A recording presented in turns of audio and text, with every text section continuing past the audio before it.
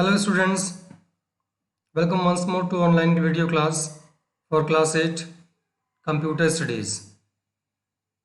Today we will start a new chapter, app development. In today's session we will discuss what is an app, from where we can download the app, and what are the features available in the app.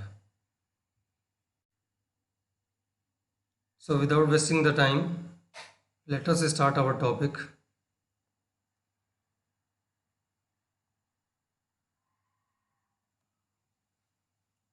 App is the short form of an application. App is a small specific program or software written to carry out some specific task on mobile devices like smartphone or tablet. In desktop and laptop also we are using the application softwares, but the softwares which are used in mobile devices like smartphone and tablet, they are known as apps.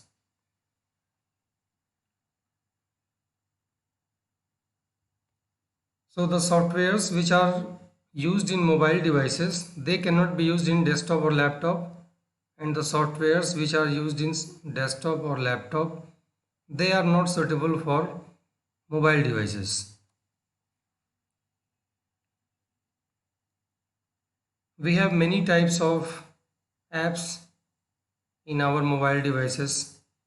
Some apps are dedicated to get weather details or weather information or weather update. Some apps are used to remain in touch with our friends or relatives. Those apps are known as social networking apps. For example, Facebook, Twitter, WhatsApp, Instagram. These apps belong to the category of social networking apps.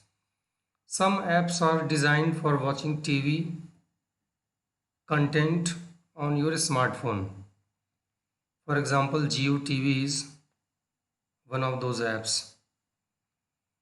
Some apps are dedicated for the persons who like to listen music. So for example, we have JioSaavn app, Gaana app. Some apps are dedicated for payment from one bank account to another bank account. So these apps are known as UPI apps. UPI means Unified Payment Interface. So in this chapter we will discuss about different types of apps, what are commonly used apps, these 2 points. How we will develop the app, actually it is given in your book, but since ICSE has given the guidelines to reduce the syllabus, so development of app, this topic is reduced from your syllabus. So let us start our topic.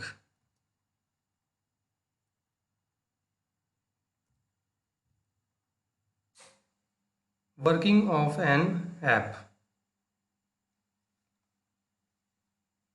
A mobile app is a specified program written in a specific programming language to carry out a specific task with little resources, that includes less memory and less power consumption. So actually these apps are softwares, or we can say small programs, and they are designed to do specific work, because for performing different tasks we have different apps. So these apps are designed using a programming language. Little resources is very important here, because same concept we use for application softwares used for desktop or laptops. But in case of desktop and laptop, those application softwares use more memory and more power consumption is required. That is why they provide more features. But the applications which are used in mobile devices, they have some limitations in their features because of the small battery that is used in our mobile devices. So less power consumption is used in mobile devices and they need less memory to store. A mobile app developer, after making the app, loads it on a server or app store,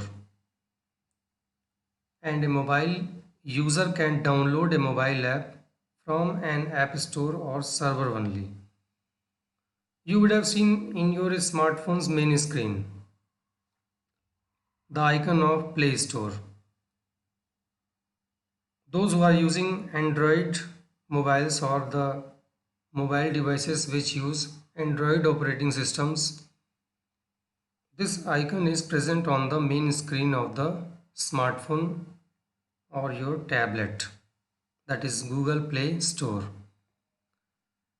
By clicking on that Google Play Store, it will take you to the server of Google Play Store. That server is a place where all the mobile apps which are suitable for Android mobiles are stored. So if you want to use those apps, then first you have to download the app from the Play Store in your smartphone. After downloading is over, then you can use it. So there are two servers available for mobile devices. One is Google Play Store that I have just now explained. Second one is App Store.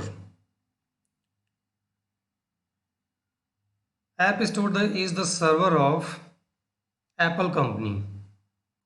So the users who use Apple mobiles or Apple devices, they need to go to the App Store because Apple devices use iOS operating system. So App Store stores the apps developed for iOS operating system. Apple devices like iPhone, MacBook, iWatch. I think with iPhone most of you are familiar. It is also a smartphone, but why we say it iPhone? Because it is designed by Apple company and it works on iOS operating system. MacBook. MacBook is the laptop which is developed by Apple company. We don't say it laptop, we say it MacBook. The reason is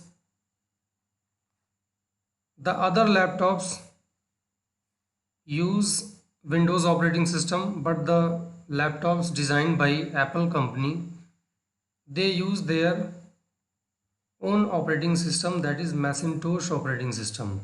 That is why its name is given MacBook. Mac is the short form of Macintosh. iWatch. iWatch is a smartwatch developed by Apple company. So these three devices, iPhone, MacBook and iWatch, whoever is using, they will find the icon of App Store on the main screen of their device.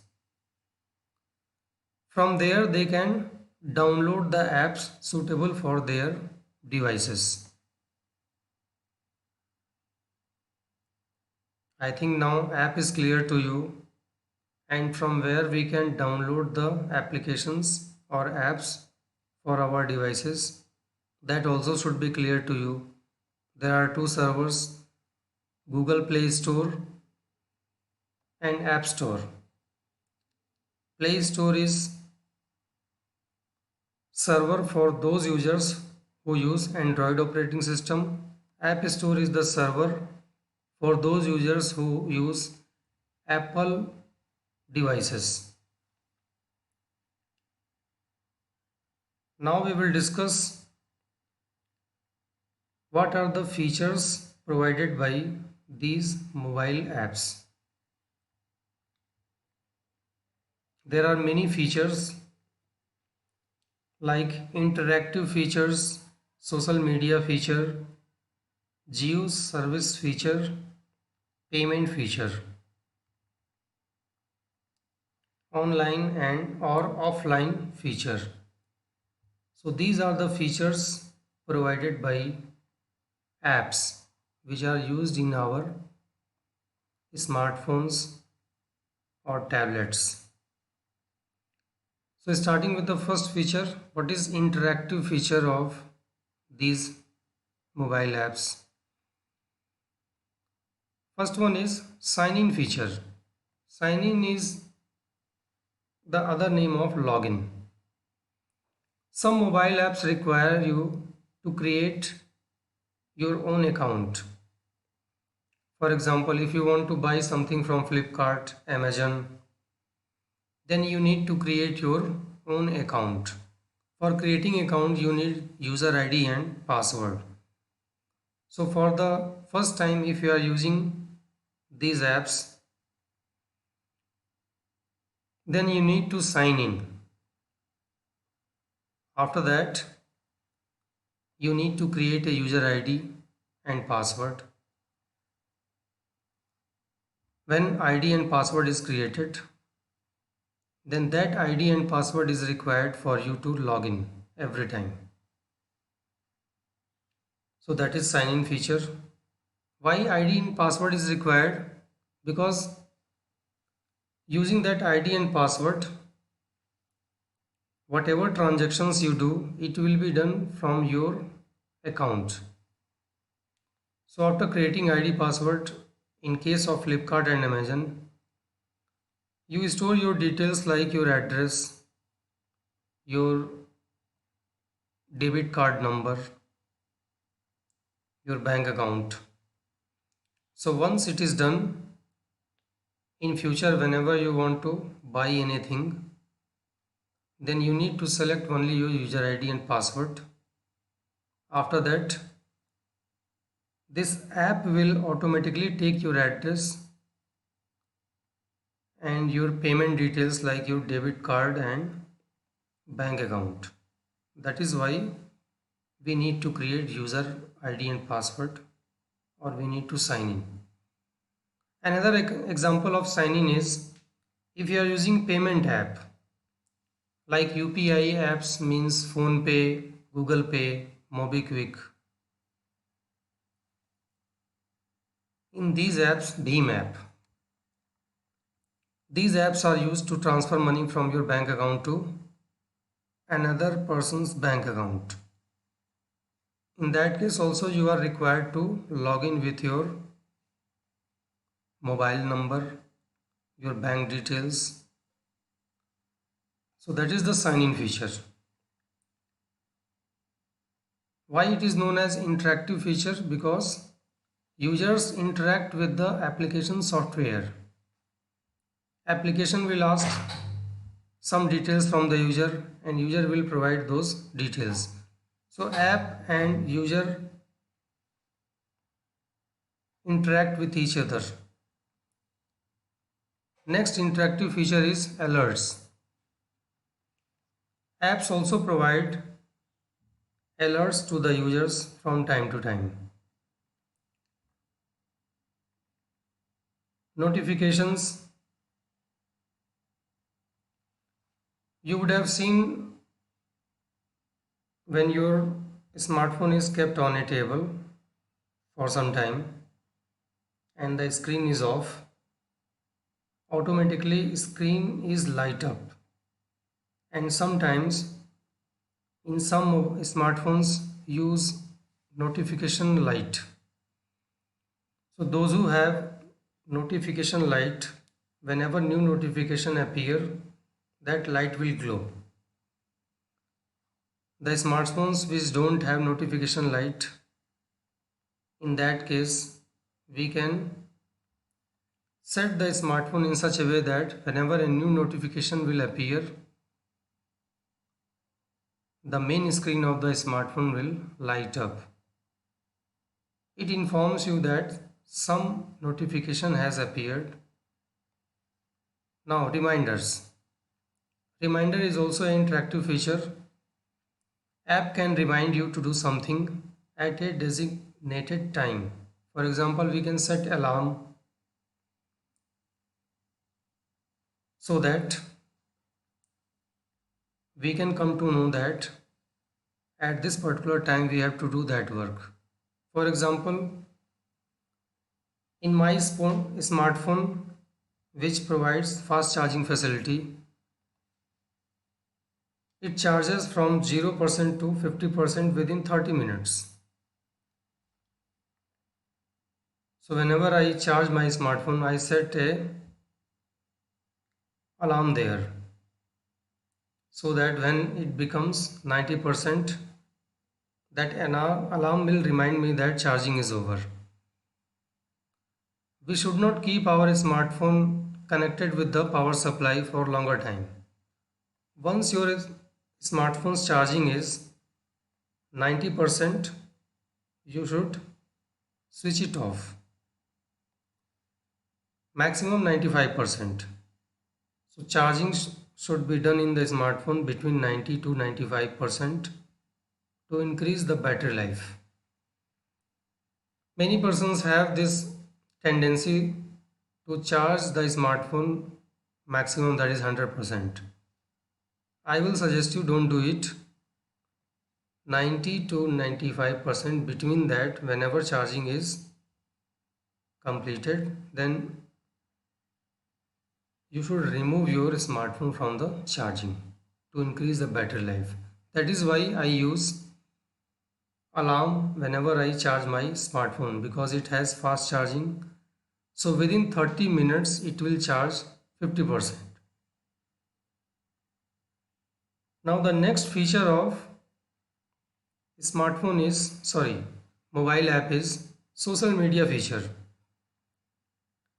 You are familiar with the social media apps like Twitter, Facebook, Instagram, and WhatsApp. These apps are used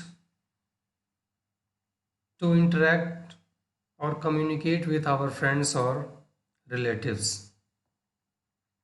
Now, geo service feature. Location. An app can locate your geographical location and offer you services accordingly. For example, we are using Google Map in our smartphone.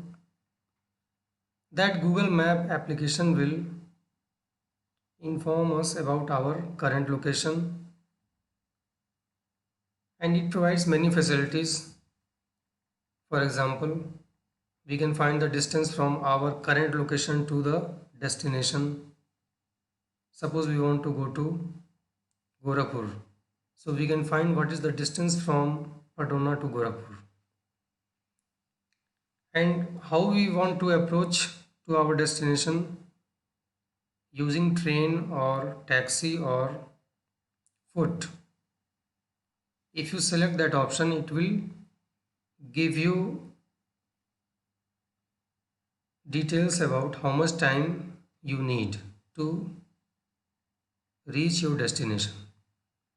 So that is geo service feature. Now payment feature, like we had discussed earlier, many apps are used to transfer money from our bank account to another person's bank account. So that is payment feature. Example of these apps are Paytm, Google Pay, PhonePe, MobiKwik. Payment is done by many methods.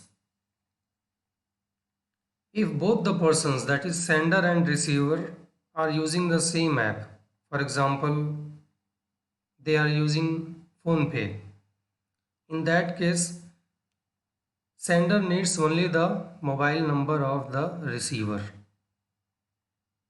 And after selecting mobile number, sender will enter the money,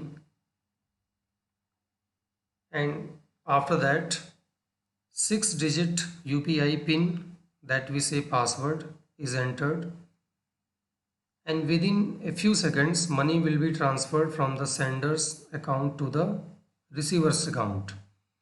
So that is one method of transferring the money using the mobile number only. But in that case, both the persons should have the same app. Suppose the sender is having PhonePe app or any other UPI app, but the receiver is not using that app.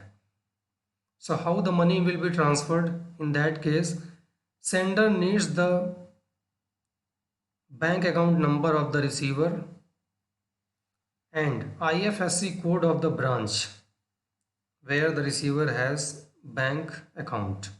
So after entering bank account number and IFSC code of the branch, money can be transferred. That was the second method. Now the third method is, if both the persons have the same app, then sender can scan the QR code of the receivers and money will be transferred automatically by entering the money and entering the 6-digit UPI pin. So payment feature, you are familiar, I think. Online and offline feature.